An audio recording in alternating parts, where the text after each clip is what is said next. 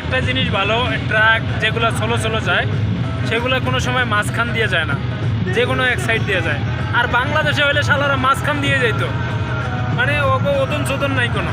এ দেশের পারফেক্ট আইন, না মানলে এমন বাস সারা জীবন চলে।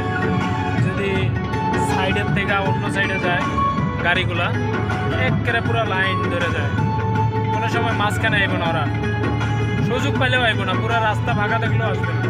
তার কারণ যদি মোড়লে পায় তাহলে এমন বাস দিব আর কইলাম না। আসসালামু আলাইকুম, হ্যালো গাইস, সবাই কেমন আছেন? আশা করি ভালো আছেন। এ হলো সৌদি আরব বিউটিফুল শহর, তার ছোট্ট একটা ভিডিও আপনাদেরকে দিলাম।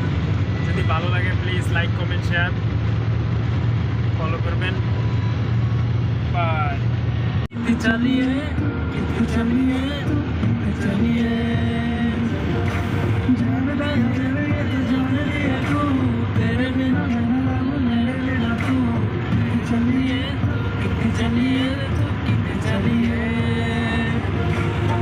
काटू कैसा था वो सा मेरे